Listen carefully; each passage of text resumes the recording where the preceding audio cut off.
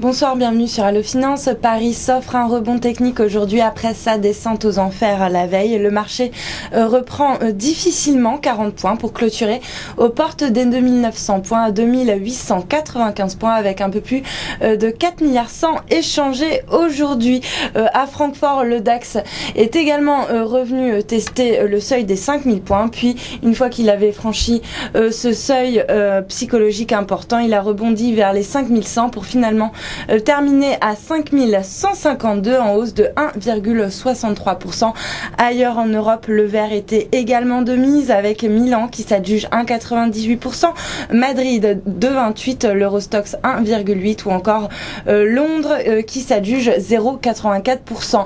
Alors le rebond n'était pas acquis pour autant puisque l'on a été testé un nouveau plancher à Paris à 2769 points en fin de matinée après une adjudication italienne qui s'était mal placée alors que les CDS souverains sur les également sur les institutions bancaires ne cessaient de grimper pour atteindre de nouveaux records, ce qui a contribué à alimenter une certaine volatilité sur les marchés. La séance finalement a évolué au gré des rumeurs. Les marchés sont tellement volatiles qu'il suffit d'une étincelle pour inverser la tendance sur le marché et en particulier sur les valeurs bancaires. En fin de matinée, une rumeur circulait selon laquelle le couple franco-allemand essayait de trouver une solution en coulisses pour résoudre le dossier grec. La rumeur a été vite démentie, mais l'Allemagne ne semble pas prête à abandonner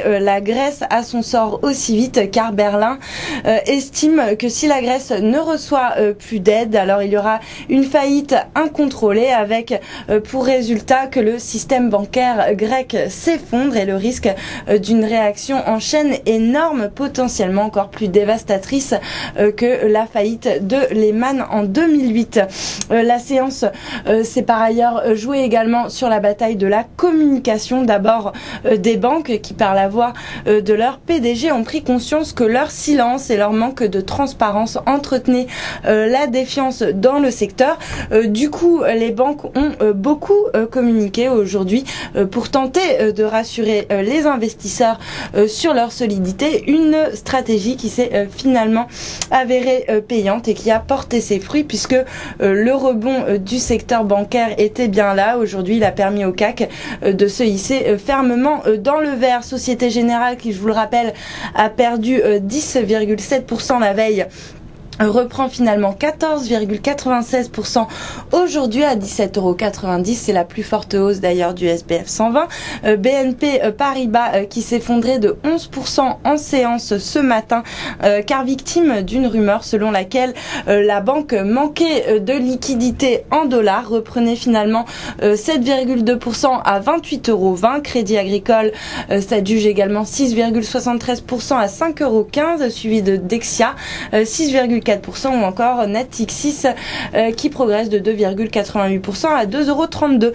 À noter également le rebond des cycliques à l'instar de Schneider Electric qui s'adjuge aujourd'hui 3,78% ou encore Renault 3,63 suivi de Lafarge qui progresse de 2,85% ou encore EDF qui progresse de 2,79%. Et puis à noter également hors CAC la belle performance d'Interparfums aujourd'hui qui s'adjuge 6,5% et franchit le seuil des 20 € au lendemain de la publication d'un résultat net part du groupe de plus de 17 millions d'euros sur le S1 en hausse donc de 33% pour un chiffre d'affaires lui aussi en croissance de 8,2%.